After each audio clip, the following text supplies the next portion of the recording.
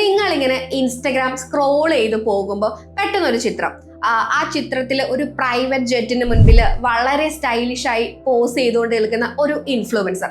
ഒറ്റ നോട്ടത്തിൽ നമ്മൾ വിചാരിക്കും ആഡംബരത്തിന്റെ അവസാന വാക്കാണല്ലോ ഇത്, അല്ലെങ്കിൽ എന്തൊരു ലൈഫായി ഇവർ ജീവിച്ചതെന്നൊക്കെ. പക്ഷെ ഒരു നിമിഷം ആലോചിച്ച് നോക്കൂ, ഈ കാണുന്ന പ്രൈവറ്റ് ജെറ്റ് അല്ലെങ്കിൽ ഈ കാണുന്ന ഈ സെറ്റപ്പ് ഇതൊരു ഫോട്ടോ സ്റ്റുഡിയോ സെറ്റ് ഇട്ടതാണെങ്കിലോ? അതെ, ഈ പറയുന്ന ഒക്കെ ശരിയാണ്. തടിയും കാർഡ്ബോർഡും ഒക്കെ വെച്ച് പണിതിട്ടുള്ള മണിക്കൂറുകൾക്ക് ഇത്ര രൂപ വാടക നൽകുന്ന ഒരു സ്റ്റുഡിയോ മാത്രമായിരിക്കും പലരുടെയും ഇത്തരത്തിലുള്ള ചിത്രങ്ങൾ. തങ്ങൾ കോടീശ്വരന്മാരാണ്, തങ്ങൾ വലിയ ആളുകളാണെന്ന് ബാക്കിയുള്ളവർ വിശ്വസിപ്പിക്കുകയാണ് ഇതിന് പിന്നിലുള്ള തന്ത്രം. ഈ മിന്നുന്നതെല്ലാം പൊന്നല്ല എന്ന് പറയുന്നതാണ് സോഷ്യൽ മീഡിയ കാര്യത്തിൽ പലപ്പോഴും സത്യമായിട്ട് വരാറുള്ളത്. ഈ സോഷ്യൽ മീഡിയ ലൈഫ് പലപ്പോഴും യാഥാർത്ഥ്യമേ അല്ല.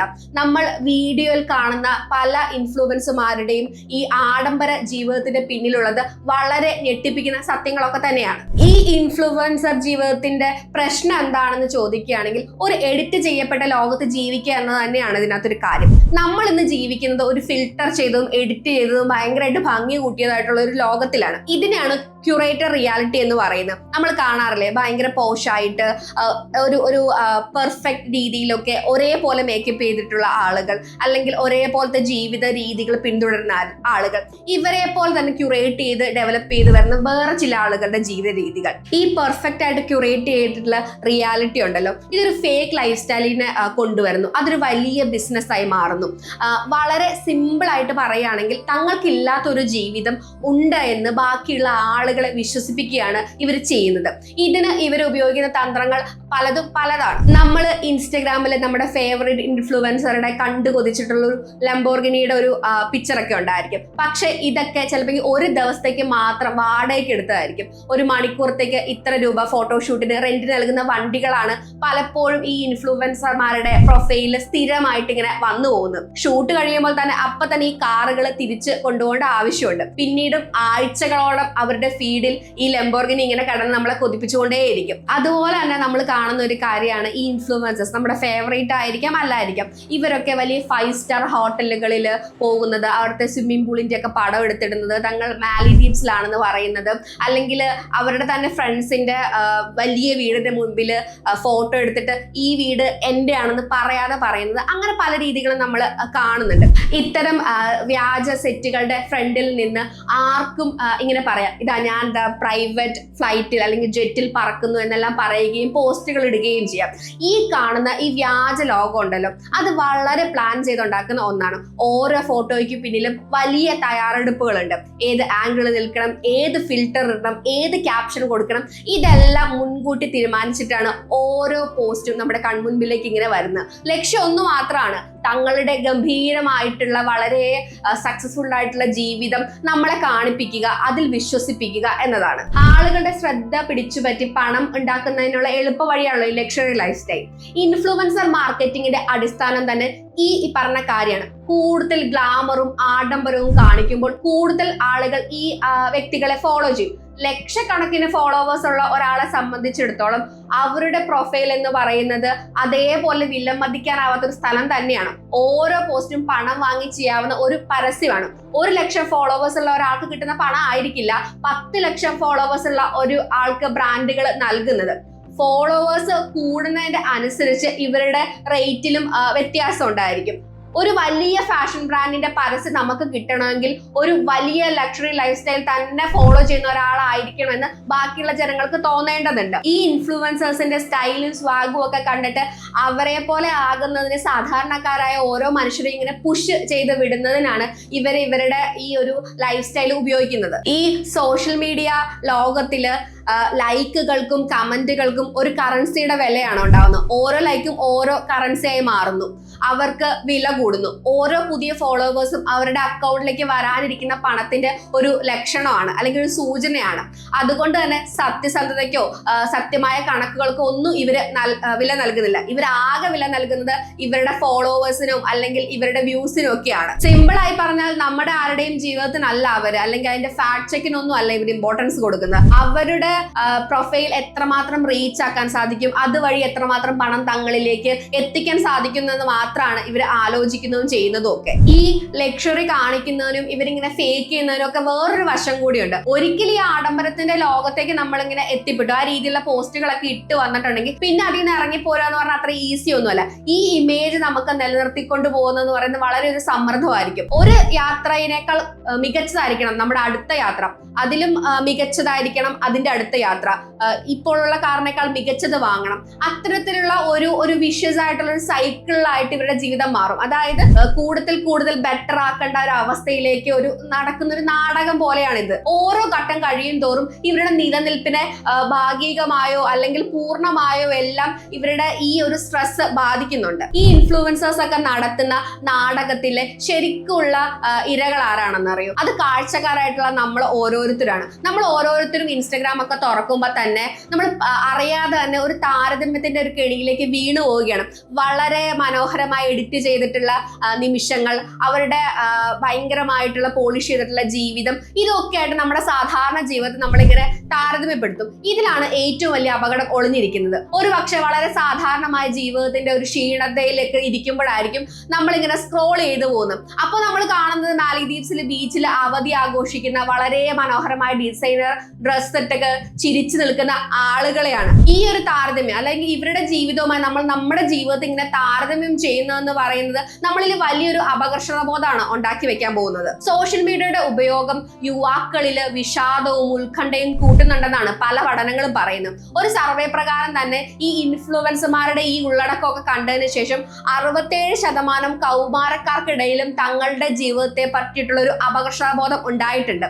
അതേപോലെ തന്നെ ഒരുപാട് ആളുകളും അവരുടെ ജീവിതം ബാക്കിയുള്ള ഇൻഫ്ലുവൻസേഴ്സിന്റെ ജീവിതമൊക്കെ വെച്ചിട്ട് കമ്പയർ ചെയ്തുകൊണ്ട് അവർ വിചാരിക്കുന്നു ഞങ്ങളുടെ ജീവിതം വളരെ മോശമാണെന്ന്. ആൻസൈറ്റി, ഡിപ്രഷൻ, ഇൻസെക്യൂരിറ്റി തുടങ്ങിയ മാനസിക പ്രശ്നങ്ങൾ മാത്രമല്ല, ഇതിന്റെ ഒപ്പം തന്നെ കടുത്ത സാമ്പത്തിക പ്രശ്നങ്ങളും നമുക്ക് ഈ ഒരു രീതിയായിട്ട് ബന്ധപ്പെട്ടുണ്ടാകും. മറ്റുള്ളവരെ പോലെ ആകാൻ വേണ്ടി നമുക്ക് താങ്ങാൻ കഴിയാത്ത പല സാധനങ്ങളും വാങ്ങാൻ നമ്മൾ ഇങ്ങനെ നിർബന്ധിതരാകും. പുതിയ ഫോൺ, ബ്രാൻഡഡ് വസ്ത്രങ്ങൾ, വില കൂടിയ ഹോട്ടലുകളെ താമസം, ഭക്ഷണം, ഇതൊക്കെ നമ്മുടെ ആവശ്യത്തിനേക്കാൾ ഉപരി മറ്റൊരാളെ കാണിക്കാനുള്ള ആഗ്രഹത്തിന്റെ ഭാഗമായിട്ട് മാറും. പലരും ക്രെഡിറ്റ് കാർഡും മറ്റ് സാമ്പത്തിക ബാധ്യതകളും ഒക്കെ ഉണ്ടാക്കി വെക്കുന്നത് ഇത്തരത്തിലൊരു സമ്മർദ്ദം കാരണമാണ്. നമ്മൾ പലപ്പോഴും ശ്രദ്ധിച്ചിട്ടുണ്ടായിരിക്കും, പല സാധനങ്ങളും നമ്മൾ വാങ്ങുന്ന നമുക്ക് ആവശ്യം ഉണ്ടായിട്ടായിരിക്കില്ല, അയാൾ പറയുന്നു അയാളുടെ കയ്യിലുണ്ട് നമുക്കത് വേണം. അങ്ങനെയാണ് പലപ്പോഴും ഇത് വർക്ക് ചെയ്യുന്നത്. മറ്റുള്ളവരെല്ലാം ആഘോഷിക്കുമ്പോൾ ഞാൻ മാത്രം അതിൽ നിന്ന് എങ്ങനെയാണ് മാറി നിൽക്കുക, അല്ലെങ്കിൽ ഞാൻ മാറി നിൽക്കുകയാണോ എന്നുള്ളൊരു പേടി ഉണ്ടായിരിക്കും. ഈ പേടി നമ്മളെ കൊണ്ട് യുക്തിയില്ലാത്ത പല തീരുമാനങ്ങളും എടുപ്പിക്കുന്നതിന് കാരണമാണ്. ഒരു യാത്ര പ്ലാൻ ചെയ്യുമ്പോൾ നമുക്ക് ഇഷ്ടപ്പെട്ട ഒരു സ്ഥലത്ത് കംഫർട്ടബിൾ ആയിട്ട് പോകുന്നതിന് പകരം ഇൻസ്റ്റഗ്രാമിൽ പോസ്റ്റ് ചെയ്യാൻ ഏറ്റവും നല്ല ഫോട്ടോ കിട്ടുന്ന ഒരു സ്ഥലത്തേക്ക് പോകാനാണ് നമ്മൾ ഇൻഡയറക്റ്റ് ആയിട്ട് ആഗ്രഹിച്ചു തുടങ്ങുന്നത്. നമ്മുടെ സന്തോഷങ്ങൾ പോലും മറ്റുള്ളവരുടെ ലൈക്കുകൾക്ക് വേണ്ടി നമ്മൾ പണയം വെക്കുന്ന ഒരു അവസ്ഥയാണ് പലപ്പോഴും ഈ സോഷ്യൽ മീഡിയയുടെ ഈ ഒരു ഗ്ലാമറസ് വേൾഡ് കൊണ്ട് സംഭവിക്കുന്നത്. നമ്മുടെ യഥാർത്ഥ ജീവിതത്തിലെ ചെറിയ ചെറിയ സന്തോഷങ്ങൾ നമ്മൾ കാണാതെ പോവുകയാണ് ഇതുകൊണ്ട്.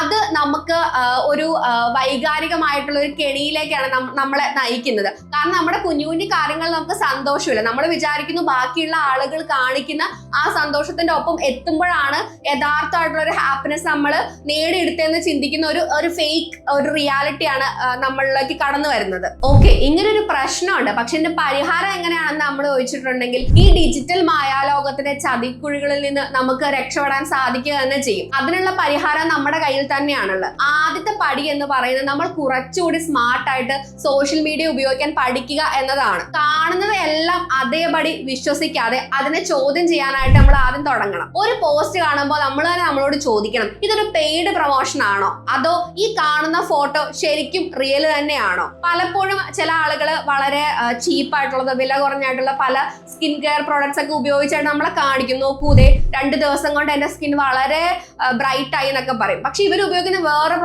പ്രൊഡക്റ്റ് ആയിരിക്കും, പക്ഷെ നമ്മളെ കാണിച്ചു തരുന്നത് വേറെ ഒന്നും. അപ്പൊ നമ്മൾ ആലോചിച്ച് നോക്കുക, ഇവർ പറയുന്നത് പോലെ തന്നെയാണോ, അല്ലെങ്കിൽ പറയുന്ന പ്രൊഡക്ട്സ് ഉപയോഗിച്ചിട്ട് ഇത്ര നാൾ കൊണ്ട് ഇത്ര മാറ്റം ഉണ്ടാവും എന്നൊക്കെ നമ്മൾ തന്നെ ഒന്ന് ആലോചിച്ച് നോക്കുക എന്നുള്ളതാണ് ഒന്നാമത്തെ കാര്യം. പക്ഷെ ഏറ്റവും പ്രധാനപ്പെട്ട ഒരു കാര്യം എന്ന് പറയുന്നത് നിങ്ങളുടെ ശ്രദ്ധ യഥാർത്ഥ ജീവിതത്തിലേക്ക് കൊണ്ടുവരിക എന്നത് തന്നെയാണ്.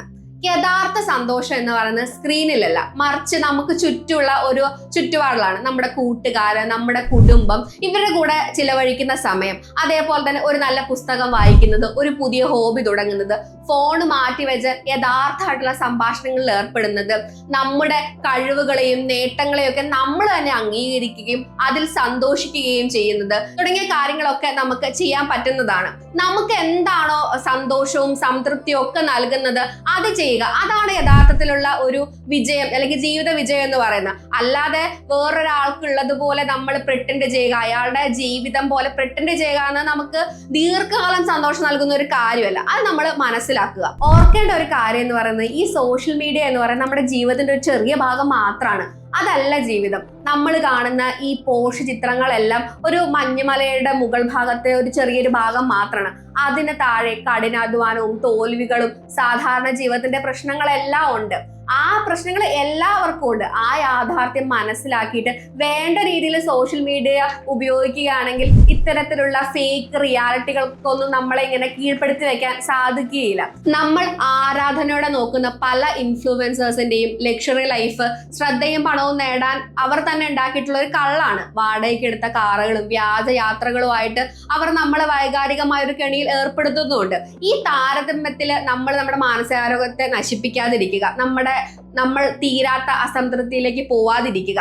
ഇതിനുള്ള പരിഹാരം എന്ന് പറയുന്നത് സമ്പൂർണ്ണമായി സോഷ്യൽ മീഡിയകളെ അവഗണിക്കുക എന്നല്ല, അതിനെ യുക്തിഭദ്രമായി കാണുകയും അല്ലെങ്കിൽ യുക്തിസഹമായിട്ട് അതിലെ കാര്യങ്ങളെ ഗ്രഹിക്കുകയും ചെയ്യുക എന്നതാണ്. നമ്മൾ പലപ്പോഴും കാണുന്ന പെർഫെക്റ്റ് കപ്പിൾസ് ഒരിക്കലും പെർഫെക്റ്റ് ആയിരിക്കണമെന്നില്ല. നമ്മൾ കാണുന്ന പെർഫെക്റ്റ് ലൈഫ് സ്റ്റൈൽ പെർഫെക്റ്റ് ആയിരിക്കണമെന്നില്ല. അവരെക്കാളേറെ സന്തോഷത്തിലായിരിക്കാം നമ്മൾ കഴിഞ്ഞു പോകുന്നത്. അത് നമ്മൾ മനസ്സിലാക്കുക. നമ്മുടെ കുഞ്ഞു കുഞ്ഞു സന്തോഷങ്ങളിൽ നമ്മുടെ ജീവിതത്തിന്റെ തെളിച്ചോ അല്ലെങ്കിൽ വെളിച്ചോ ഒക്കെ കണ്ടെത്താൻ നമ്മൾ തന്നെ ശ്രമിക്കുക എന്നുള്ളതാണ് നമുക്ക് ചെയ്യാനുള്ളത്. അപ്പോൾ ഇനി മുതൽ ഒരു ഇൻഫ്ലുവൻസറുടെ ഒരു വലിയ ലൈഫ് സ്റ്റൈലോ അല്ലെങ്കിൽ അവരുടെ ജീവിതത്തിലെ വിജയങ്ങളോ കാണുമ്പോൾ അയ്യോ എന്റെ കുഞ്ഞ് വിജയങ്ങൾ വളരെ ചെറുതാണെന്ന് വിചാരിച്ച് വിഷമിക്കുകയൊന്നും വേണ്ട. നിങ്ങൾ ആലോചിക്കുക, നിങ്ങൾ ചിന്തിക്കുക. നിങ്ങളുടെ ജീവിതവും മനോഹരമാണ്. എല്ലാവർക്കും ഉള്ള പ്രശ്നങ്ങൾ നിങ്ങൾക്കും ഉണ്ട്. മാറ്റങ്ങളൊക്കെ വരുത്തി നമുക്ക് തന്നെ അതിനെ വളരെ മനോഹരമാക്കാൻ സാധിക്കുന്നതുമാണ്.